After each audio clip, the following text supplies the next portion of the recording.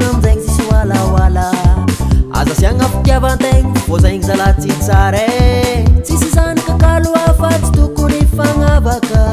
alaviry lavitry raha koa mety ampisarabazagny mbô mifankatiavatsika fa olo tamoko araiky ko resaka ditany ajanombo fa zegny tsy mampanjary mbô mifankatiavatsika fa olo tamoko araiky ko resaka ditany ajanombo fa zegny tsy mampanjary avako mbô mifankatiavatsika fa olo tamoko araiky ko resaka ditany ajanombo fa zegny tsy mampanjary mbô mifankatiavatsika fa olo tamoko araiky ko resaka ditany ajanombo fa zegny tsy mampanjary avako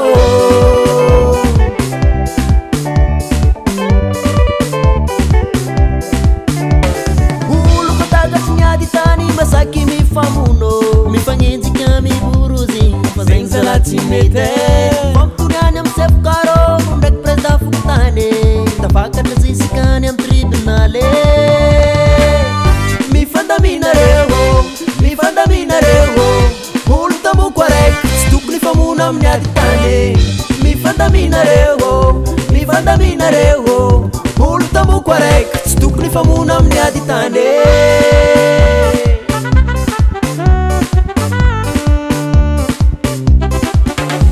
mbô mifankatiavatsika fa olo tamoko araiky ko resaka ditany ajanombo fa zegny tsy mampanjary mbô mifankatiavatsika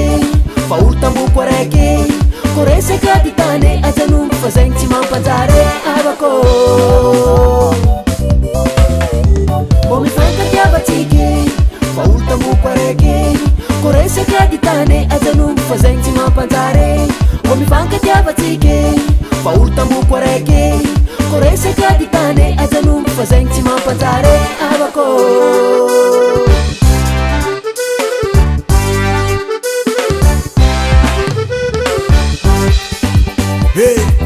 ety anako ty ialanareo ne ty atany ty fa sy mampanjarana io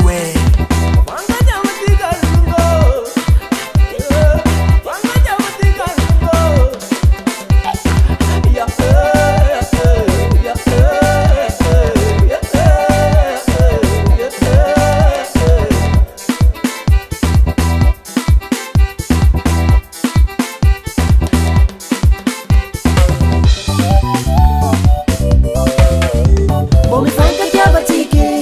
fa olo tamoko araiky ko resaka ditany ajanombo fa zegny tsy mampanjary mbô mifankatiavatsika fa olo tamoko araiky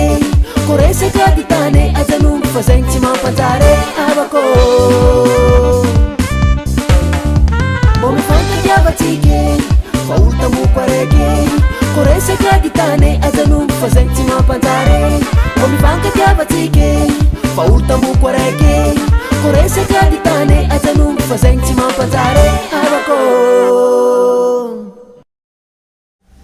zay le afatra anjaratsika mandiniky